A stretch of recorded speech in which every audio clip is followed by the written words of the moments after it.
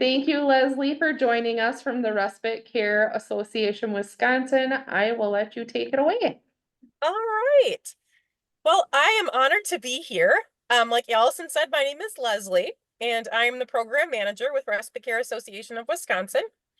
I am also, fun fact, in my car right now. I am a single mother to two children, that are involved in so many sports. It spins my head.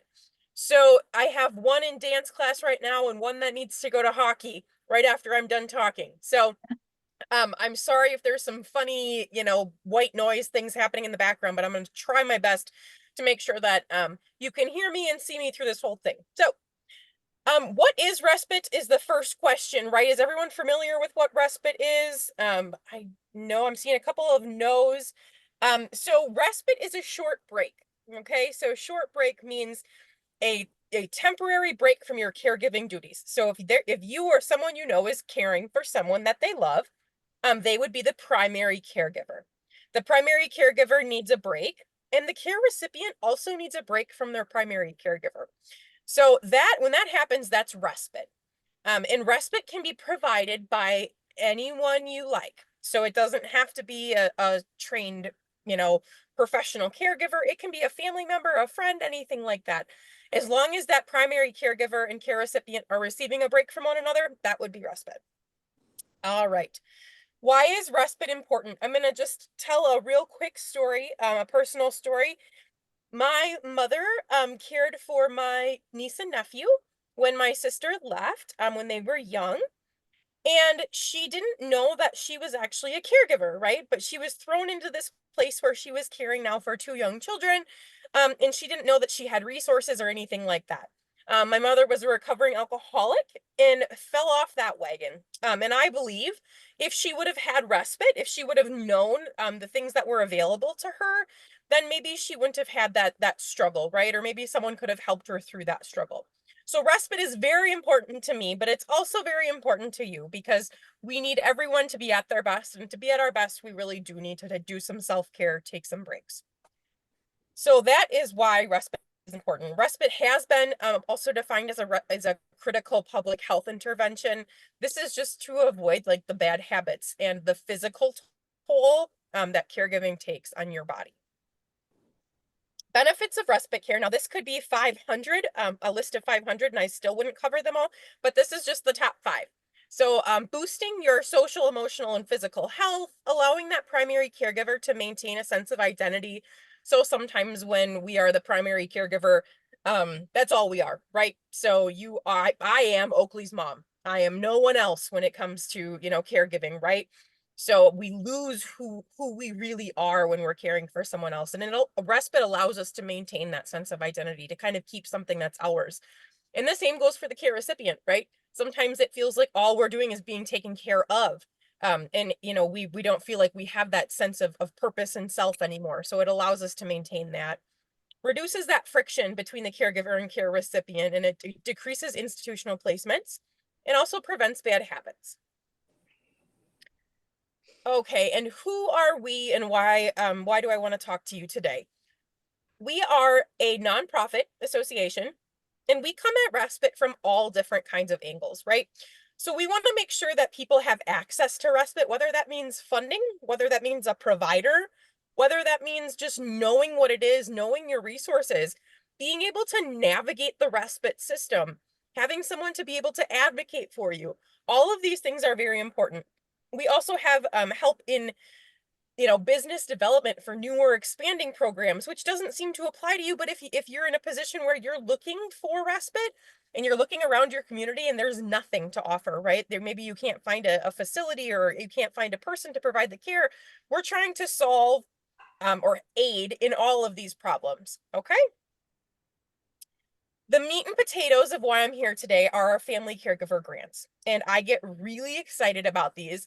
So I start to talk fast and loud and all those things. So if I am losing you at any point, please just raise your hand. I can see pictures in the corner there and I'll slow down. Or if you have questions or if I'm not clear on anything, please, I would love for this to be a conversation. Okay. So we have two different grants. The first one I'm going to go over is called the Caregiver Respite Grant Program. And once you get into my world, people refer to that as the CRGP. Like I say, we don't need any more alphabet soup. So I like to spell things out and, actually say the words, because otherwise it gets real confusing real fast. So the Caregiver Respite Grant Program provides financial support for up to 5 days of respite care in a 30-day period. And you can reapply every 90 days. Now that's a whole lot of numbers, right? So we're going to kind of walk through how that works. There is, all of our programs are done online. We are a staff of 3 full-time people. So everything we do is online. And if that's an issue, if that's a barrier, I am here to help with that. I have helped people set up Gmail accounts. I have helped walk through all sorts of different computer problems or issues or questions.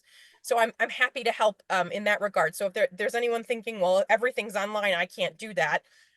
Please don't let that be a barrier. I have a phone number that I'm going to list at the end, and you can feel free to call me and we can talk through all of it. Okay. So everything we do here is going to have the first 2 steps is going to be an eligibility criteria form, which is completed by the primary caregiver. So the person providing the cares to the care recipient, and then a supporting documentation form. And that supporting documentation form is done by a county representative. So this could be someone at the ADRC typically. And basically what happens is that first step, you are just telling us, yes, I am a care provider in the state of Wisconsin for someone that I love. I'm not being paid for that care right now. And I'm looking for funding to provide respite care in absence of other funding. So we are the funding of last resort. That doesn't mean that, we can't help. It just means that we are looking to make sure that there are not other long-term systems in place to help you. Because most of our things are basically band-aids, right? We're here to catch people in the gaps. We're here to help. But our programs are not to maintain, sustainable lifestyle. These on the screen right now that you see are the eligibility criteria. So you have to have applied for a long-term care waiver or other program and not expected to receive services, or you're in a wait period for 30 days. That is saying that, let's say you are looking to get on some sort of family care or IRIS, or if you are looking for NFCSP funds, National Family Caregiver Funds, that sort of thing, and you're on a wait list, then we can help in that interim. Okay, if you've been denied any long-term care waiver or programs for any reason, that could be a financial reason, that could be a physical reason, anything like that. If you've been denied, then we can help in those situations. If you have been approved, but you've exhausted your funding, this often happens with NFCSP through the county and the state. They run out of funding, halfway through the year or whatever the case may be. And then they're out of luck, right? There's nothing they can do once that funding is gone. So we can help in those cases. We can help if the applicant needs flexibility because these services aren't covered by other things. I'm going to get a little deeper into that number 4 when we get to the next grant, but basically that's just saying that if there are some sort of roadblocks that are keeping you from receiving the respite, and we can apply that flexibility portion of it, if we can help you with being flexible with our funding, that's how we can get through, is that number 4, but that mostly applies to our other grant. We have number 5 there, has not applied because they're ineligible. This is for folks that are looking to apply for national supports or things like state supports, county supports, but they know that they are over assets typically, right? They know that they're not going to receive funding. They don't have to go through all of the steps in order to know that. They don't have to go through the process and find out they're denied after 6 months. They can just, the county and the primary caregiver can just sign off and say, yes, we're not going to qualify. And that would be that number 5. Did I have a question? I'm sorry. No, we're doing Nope, I okay. All think right. you're good. Yep. All right. So here are the steps in the application process. Like I said, that first step is completing that eligibility criteria form, in the county completing that supporting documentation form. Step 2 is we're going to send you an email, and that's going to have the link to your grant application. The grant application is going to be, majority of it is, and we tried to make it as condensed as possible because we know that there are so much on your plate as a caregiver, that you don't have a lot of time, right, to do some of these things. So we've tried to make it as simple as possible. There's some data points in there, making sure that we can still apply for more grant funding and things like that and keep our funding up. But the most important part is there's a budget section. And that's where you're going to tell us which 5 days you've selected and who is going to provide the respite, at what hourly rate, and at what total. And as long as you've gotten to this point and those dates are in the next 30 days and that rate of pay is market rates, you are on your way to an approval. So let's say someone decides that they're at this step in the process, they've completed the eligibility criteria form, someone from the county has completed the supporting documentation form, they get the link, they've selected the 5 days, they're in the next 30 days, and they're saying that someone is going to help them from 8 a.m. to 5 p.m. and they want to be paid $77 an hour. We're gonna say, that seems kind of high. What's going on? Is there something else that we don't know about? Is there some reason for this high rate? We're gonna ask more questions. But if that rate comes in somewhere between $17 and $32 an hour is kind of what we're running right now, or what we're finding. If it's falling in between there, and it's not a sleeping rate, you are typically doing pretty well. So typically you would be approved. And then what would happen is once you're approved, you would get an email that says you've been approved. And after the respite has been rendered, so after those 5 dates of service that you told us you're going to receive respite for, after those are over, you're going to receive another link in your email. You're going to click on that link, and that's where you're just going to give us an electronic signature, which is just you typing your name in there, saying, yes, in fact, this did happen, and it did happen for this price. Okay? Once we get that, if you have hired anyone as a personal, an independent proprietor, so that would be a family friend or neighbor, an individual providing respite care, anyone who is not a business, we are going to write that check directly to you as the primary caregiver. You are then going to pay your respite provider. This keeps us out of being the employer. So this is an IRS thing. And the other portion of that is, so anyone that receives $599 or more annually does receive a 1099 from us. So this is also something that's required by the IRS. So anyone that receives respite funding over $599 annually will receive a 1099.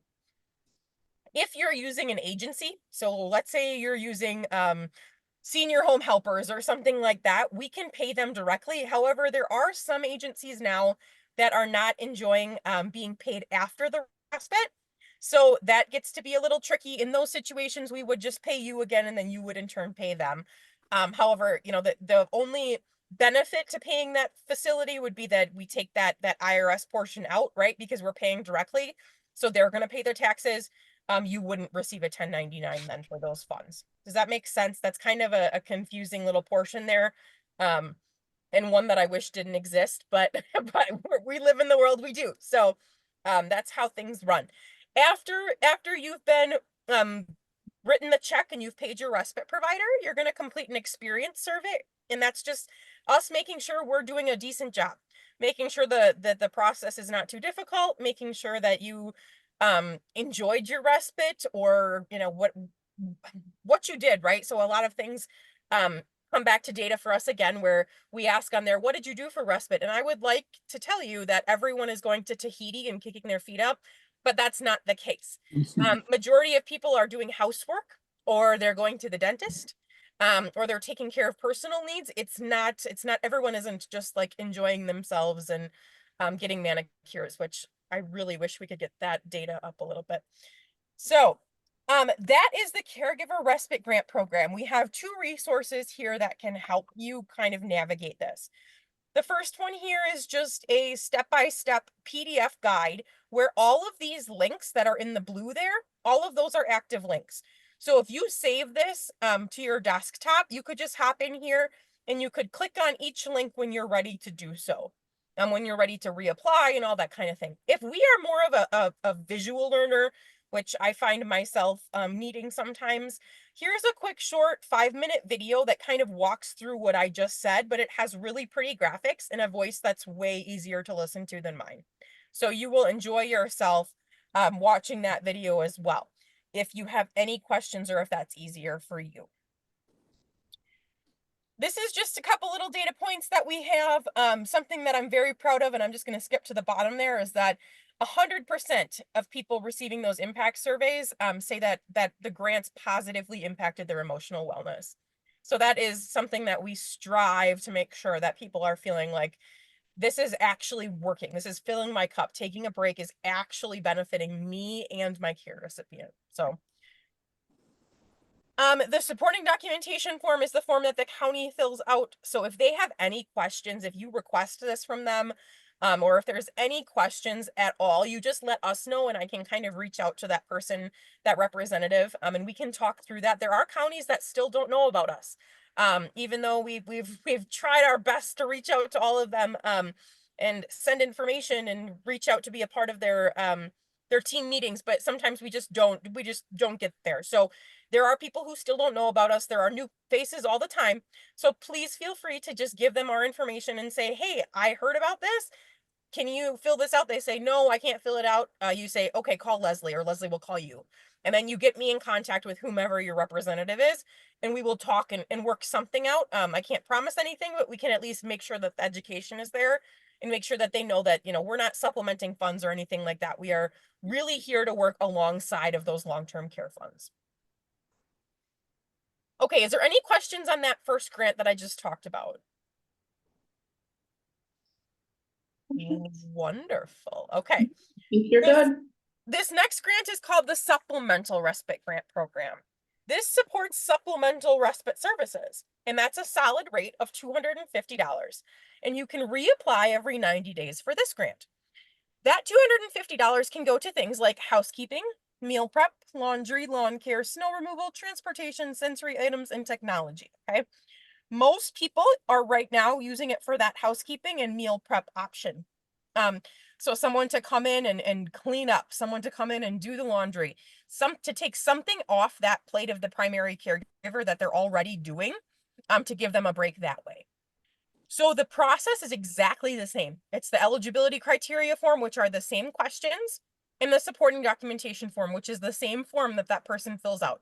And if you decide you want to apply for both of these grants, all that person at the county has to do is say that, yes, you're doing both. They can just fill out one form. You don't have to worry about them filling out multiple forms.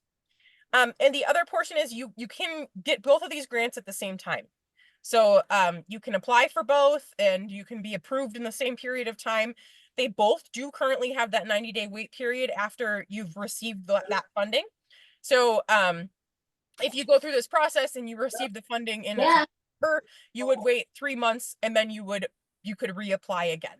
And I don't at this time have the capacity to reach out to folks to remind them about that, but I do encourage people to put it on their calendar. I am a paper calendar and an electronic calendar person, so I put it on both. And you just jot down 3 months from now, and then you put RCAW, and that just reminds you, hey, I can reapply. You reach out to me, I'll get you all the links. You'll be all set to go again. So like I said, okay, here are some of the eligible or some of the qualified expenses. This is not an inclusive list. However, it is very, we try to be as detailed as possible. When it comes to home modifications, it can't be anything like construction or painting or anything like that. When it comes to, meaningful respite events, it has to be something, it can't just be like, oh, I'm paying for gas to run to, an everyday event, but it has to be something that is meaningful, or a respite or a medical appointment. The process is the same. So that eligibility criteria form, step 2 is getting that application link. And this application is a bit simpler only because we don't need to know those 5 days. You're just going to tell us what you're going to use the funding for. And you're going to tell us who you believe is going to do that funding. The grant report is a little bit different here. So this is where, let's say I have someone come in and mow my lawn for me, and it's just my neighbor down the street, right? He's not going to have an invoice for me that I can keep and can keep track of. So I have a form on here on our webpage that you can print off, and he can just sign and say, today is September 19th, and I mowed Leslie's lawn from 6 until 8 p.m. and she paid me $50. And then I'm going to sign my name. And you're going to keep that. And there are a select number of people who are audited through this process. And as long as you can provide us with those receipts and say, yes, here's where all the funding went, and prove to us that you used that funding within those 60 days of using the funding, which is in the policy and procedure form, which I can share with you, but it's very, it's, that's kind of where, if you need the nitty gritty, that's where we're going to go. But if you, as long as you're following all of those process points, you are going to be good to go. Some people get a little confused. Let's say, okay, so let's say I was planning on using it for snow removal, right? And it didn't snow in that period of time. Then I would want to use that within 60 days for something else. So let's say we're getting close to that end of 60 days. Then I'm going to use that for some meal prep. I'm going to get some meals delivered, or I'm going to use it for housekeeping. I'm going to call my daughter-in-law and have her come over and help pick up the house a little bit. So it does have to be used. And there are some situations where we're like, oh, I thought I was going to use it for this, but I did end up using it for this. As long as it's an allowable expense, and you have the receipts, it is good to go. Same thing here. We have that same document with the links in there and a quick little video on how to. Those are the meat and potatoes. That is the respite grants.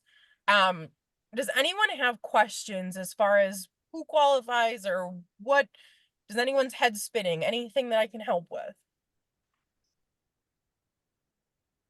Questions so far? Got it? Oh, Deb, I had muted you before. I'll ask you to unmute. Did you have a question?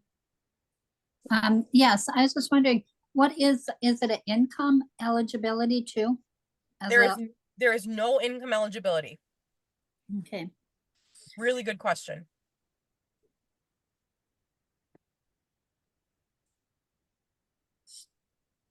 and we would work with the ADRC with this then? That's who would complete that supporting documentation form. The rest of it would be done through us at RCAW. So they would just have to complete, and it's a Microsoft form document. And it takes on average 2 minutes to complete for them. And if they have questions, you can connect them to me and we can kind of work through that process together. Okay. Allison, is Allison familiar with this program now? That if we had questions and you're not available, that she'd be able to help us with? Or you're going to be there? I try to be there as much as possible. So we have a phone number that takes calls as well as texts, and an email address. And my email comes right to my personal phone. So that usually is the fastest way to get to me is email. And I try to be as responsive as possible. So it does say on our documents, 2 to 3 business days. It rarely takes that. Typically we try to make sure we're responding very quickly. So if there's ever a time where you can't get a hold of someone and you have a question, feel free to reach out to Allison and she can, grab me in a different manner, but I'm more than happy to help in any way I need to. So. Okay. So Leslie, do you cover a certain portion of the state, or do the 3 of you who work, do you just cover all of the state and you just field calls as they come in? So actually my role is that phone comes right to me. So Okay. you will get me unless I am on vacation or something happens, but other majority of the time you're going to come right to me. The info at email address, which is like our general email address, that comes to all 3 of us and we kind of field those as they come. My personal email will come to me, that comes up on my phone, or my my work with the personal name. So whatever you need, whatever works best for you is how I want you to contact us, and we try really hard to be there when we're needed and to be responsive as well. So Okay. I'm sorry, Leslie, on the primary caregivers can search the database. How many of those people or agencies on the database are ALS trained? Or that's a really good question, and I don't have an exact number for that. So this next part that I'm going to talk about, the Wisconsin Respite Care Registry, I always tell people that when we can, we want to rely on our natural supports. When we can, we want to use the same people that have been loyal to us and we've been loyal to them. We want to make sure we're having good rapport. When we don't have those natural supports, or we don't have someone that's, referred us to an agency or something like that, that's when we want to come to the registry, right? And the Okay. registry is a place where people have taken our training. That's the only requirement that they have, is that they've taken our online training. Then they can list themselves on there that, yes, they provide respite care. Now, what that means is that they have a base level education of what respite is.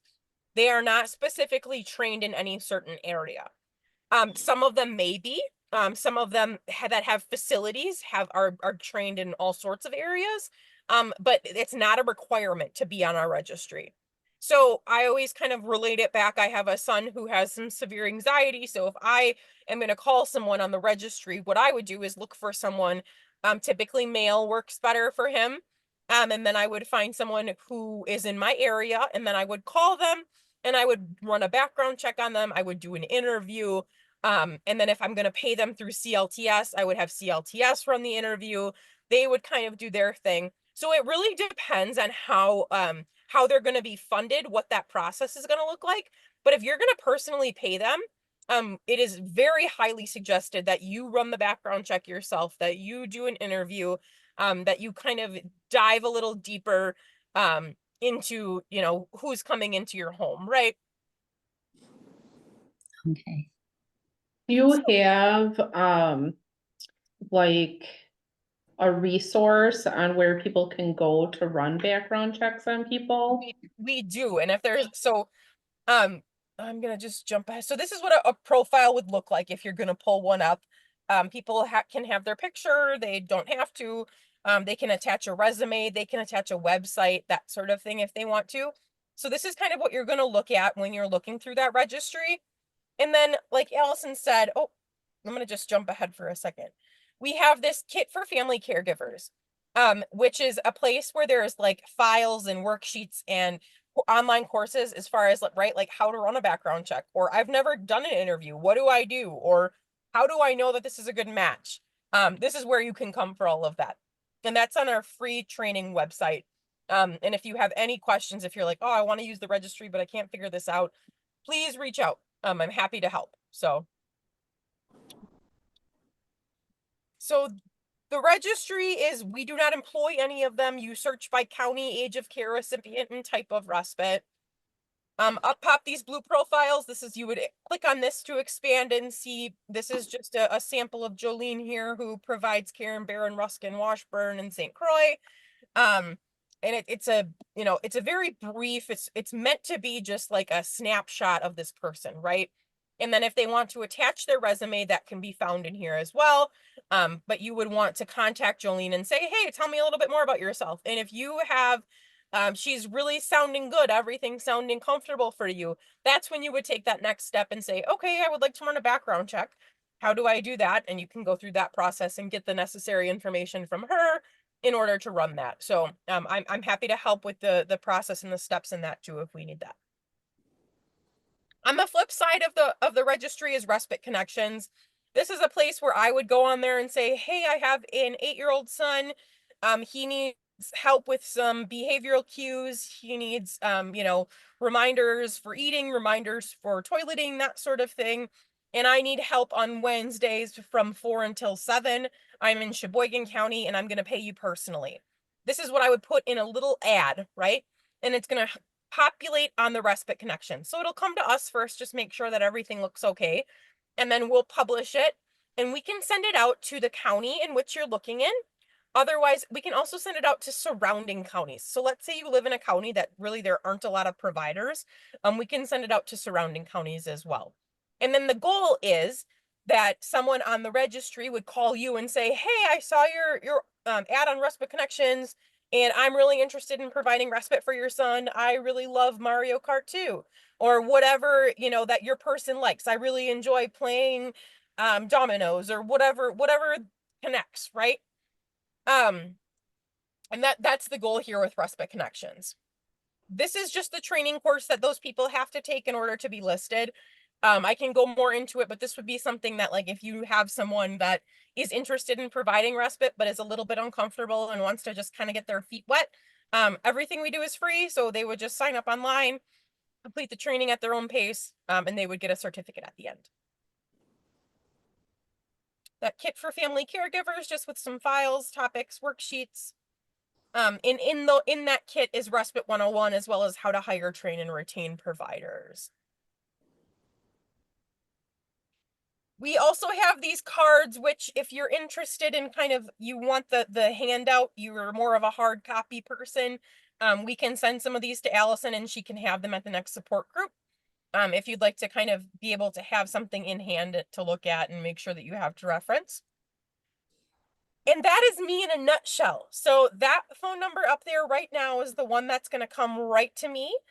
Typically you're going to leave a voicemail, because typically that's just how it's either all or nothing in this world. So, if, you know, on a good day, I'd like to say I answer a majority of the calls, but, you might just have to leave a voicemail and I'll get back to you as soon as possible. That next part is our website. Try to make it as easy as possible to navigate. Our programs is at the top of the page. That's the one where we're kind of going to want to stick with. That's where our grants are. That's where the registry is. So, if you go on our website, our programs is what you're looking for. And then that last one is the email, the general email. If you're looking for my email address, Allison has that. She can share that with all of you. Anything at all that you need, please reach out. And I'm sure that, because if you're like me, you're going to kind of sleep on this, and then tomorrow you're going to have thoughts and questions. Feel free to reach out. I am here, happy to help. No question is a stupid question, especially when it comes to all this brand new information. So whatever you need from me, I am available.